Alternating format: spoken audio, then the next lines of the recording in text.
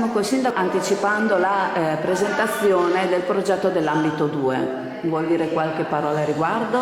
Sì, ho voluto che i privati, anche i progettisti, venissero a presentare alla città, ovviamente alla stampa in questo caso, poi la stampa ovviamente tramite i canali di comunicazione spiegherà quello che sarà il progetto dell'ambito 2, perché troppo spesso si leggono commenti errati, anche creati ad arte magari da parte di qualcuno, quindi ho dato mandato agli uffici, anche ai dirigenti sia dei lavori pubblici sia dell'urbanistica che dell'edilizia, di presentare qualsiasi tipo di progetto, in modo che la città e i cittadini sappiano cosa verrà fatto, cosa nascerà lì. Quando noi parliamo di 60 alberi, adesso vedremo dove saranno messi questi 60 alberi che avranno già 5 anni di età, quindi aspetto anch'io adesso il privato, aspetto anche i progettisti, e così proprio per far presentare questo progetto a tutti, alla città, quindi che nessuno possa aggiungere o togliere qualsiasi cosa.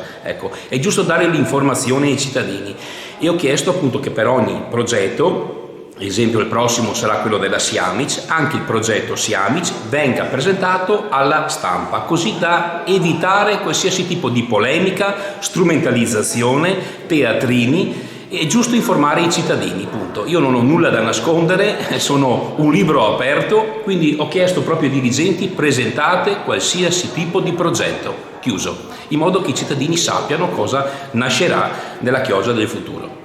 Perfetto, così non ci saranno più dubbi, più illazioni, più accuse preventivate rispetto a quello che dovrà essere. Allora, non voglio anticipare nulla perché, ripeto, saranno i progettisti a parlare. È un progetto che noi ci siamo comunque trovati, abbiamo fatto delle modifiche su quello che riguardava un po' un giardino che doveva nascere sopra il tetto del supermercato. Io per esperienza ho evitato di pensare che i bambini potessero giocare in alto, abbiamo portato tutte le strutture sportive a raso, quindi a piano terra.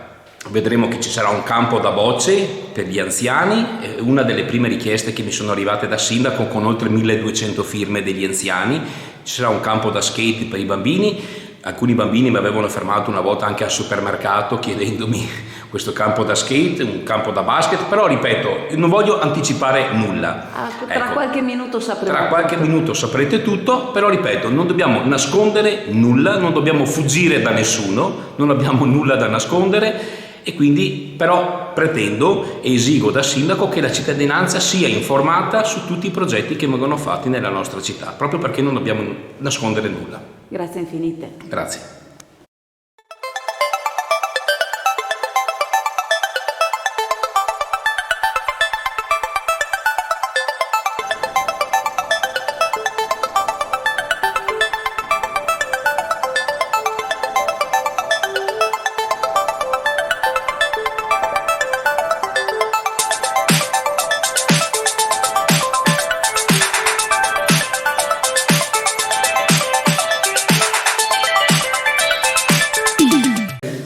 Io mi scuso, ma faccio parte della società, c'è venuto che era questo problema.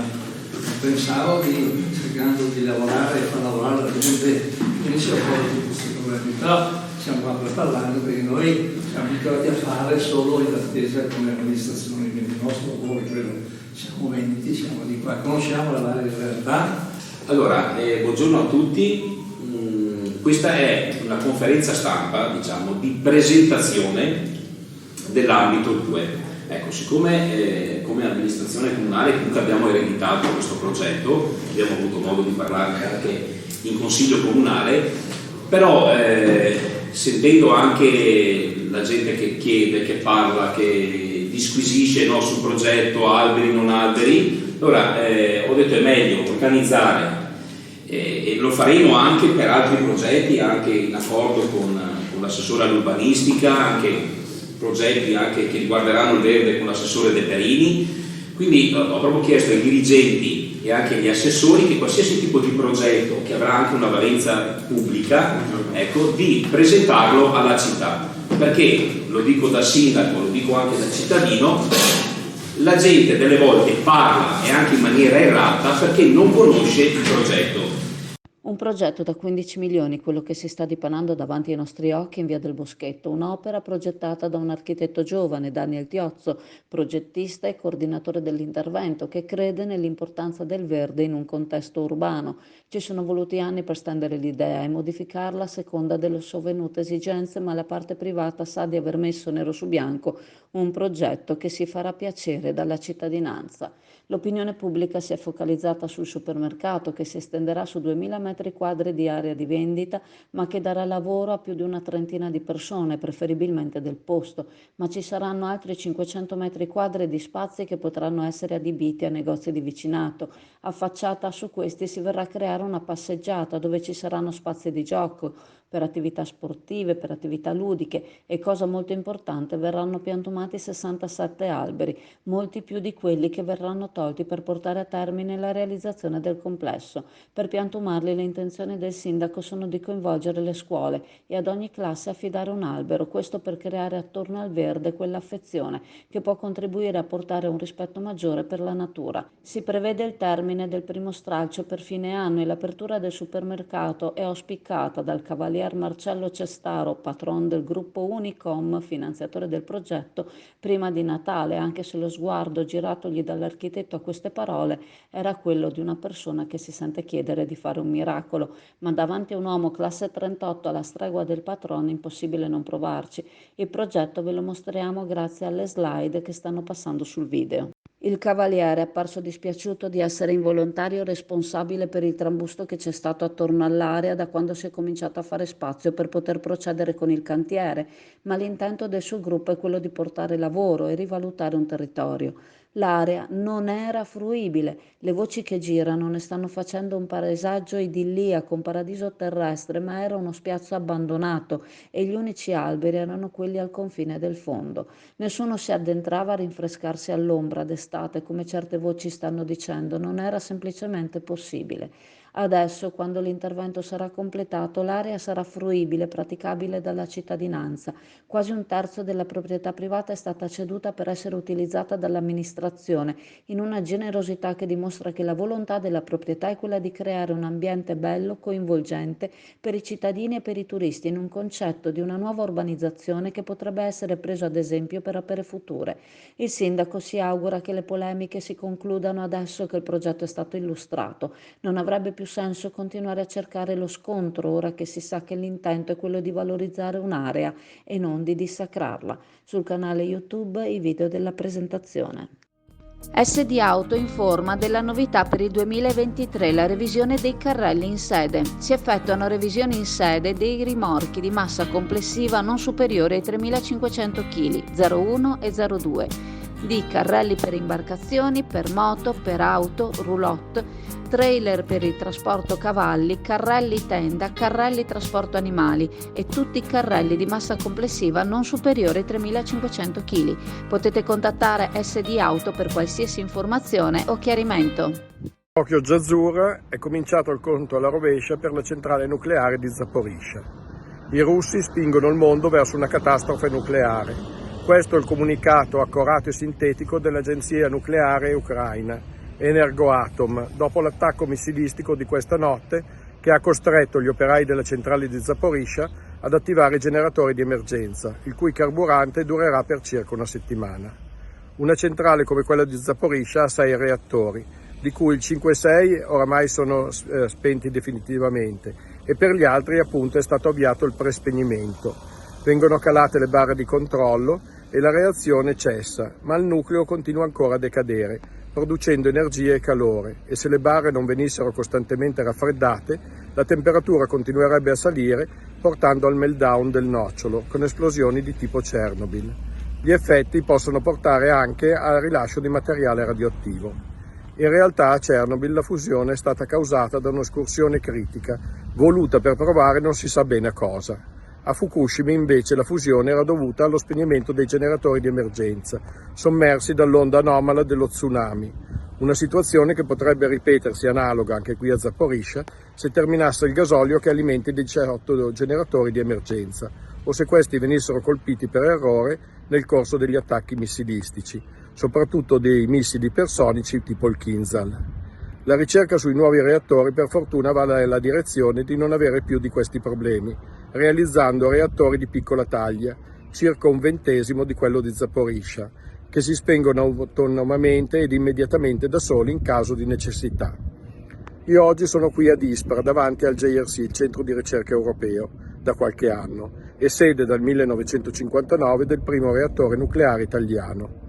È di qualche giorno fa la firma storica di un accordo tra Ansaldo ed ETF francese ed Edison, la controllata italiana, per realizzare reattori nucleari di quinta generazione, appunto ad autospegnimento e di piccola taglia. Per intanto speriamo di non rivivere l'incubo di Chernobyl, un esperimento finito male, gestito peggio e tenuto nascosto per giorni dalle autorità sovietiche alla popolazione vicino all'impianto, avvelenata così senza nessun motivo, ma che segnò l'inizio della fine dell'URSS con la perestroika e con la glasnost. Allora, siamo alla Camera, Pescheria Camera qua ai saloni e la Camera ha deciso di iniziare il servizio di pulizia del pesce. È assolutamente obbligatorio la prenotazione per la pulizia del pesce. Se qualcuno giustamente vuole prima venire a vedere il pesce, voi sapete qua avete il prezzo, avete la qualità, per la pulizia passa magari pomeriggio o passa pomeriggio. La prenotazione si chiede almeno il giorno prima e al numero WhatsApp 334 6698 158. Vi ricordiamo che venire qui in pescheria è comodissimo, c'è un ampio parcheggio, quindi diciamo evitate qualsiasi tipo di stress. Purtroppo tutti i giorni c'è l'inquinamento dei canali di Chioggia, in particolare i canali quelli interni, quindi canale Lombardo interno, potete vedere dalle immagini, canale San Domenico interno e esterno, la laguna del Lusenzo. Tutti i giorni ci sono perdite di carburanti, tutti i giorni.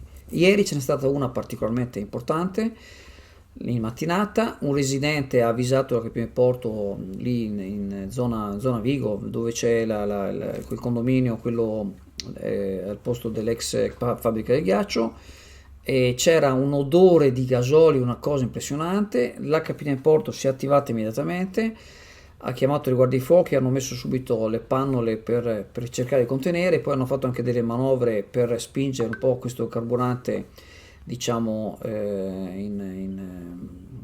diciamo di raccogliere un po', e le hanno tolte, hanno finito di togliere questa mattina, giovedì. Ecco, purtroppo, parliamoci chiaro, queste perdite di carburante non vengono da barche da diporto, ma vengono sicuramente da barche da pesca. Cioè i pescatori, che sono quelli che vivono sono proprio i primi che dovrebbero stare più attenti all'ambiente, purtroppo non tutti, perché ci sono degli armatori e dei pescatori che sono attenti di più, cioè anche il minimo straccio non lo buttano in acqua, ma ci sono altri che puntualmente evidentemente la sentina scarichi in canale e lì c'è l'inquinamento. Tra l'altro al momento non abbiamo notizie che sia stato mai colto nessuno in flagrante, ma le sanzioni sono pesantissime, anche penale, tra l'altro anche penale, quindi non si capisce come questi continuino imperterriti, ecco, ma prima o poi qualcuno le pagherà per tutti. Befed, il pub di successo tutto italiano, dove trovi l'inimitabile galletto da mangiare con le mani, accompagnandolo con la tipica birra artigianale. Il galletto è sano, genuino ed eccellente, garantito da filiera controllata Valle Spluga, e la birra artigianale nasce dall'esperienza di maestri birrai Befed. Befed, presso il parco commerciale Clodì per giovani e famiglie, un posto dove puoi sentirti come a casa tua. Tratta di una tra le più importanti manifestazioni fieristiche internazionali per il turismo, dove chi è nel campo può tessere fruttuose relazioni. Secondo le stime, il Veneto dovrebbe infatti raggiungere i 73,3 milioni di presenze, con un più 14,8% e un 19,1 milioni di arrivi, con un più 11%, superando il 2019, l'anno dei record, confermandosi così ancora una volta prima regione italiana per arrivi e partenze. Lo dice il presidente della regione Veneto Luca Zaia, presente oggi all'ITB Berlin, un marketplace internazionale focalizzato sul business e su incontri business to business con i professionisti trade del mercato tedesco e mondiale. mondiale. Lo stand del Veneto, di 300 metri quadri, vede presenti 37 imprese turistiche per un totale di circa 100 operatori veneti. La Germania rappresenta il primo paese straniero per presenza in Veneto. In questo senso, ITB Berlin favorisce lo scambio continuo di promozione e gli incontri con i player internazionali che contribuiscono a far crescere l'interesse nei confronti della nostra regione, prosegue Zaia. Ora si lancia il grande appuntamento olimpico del 2026.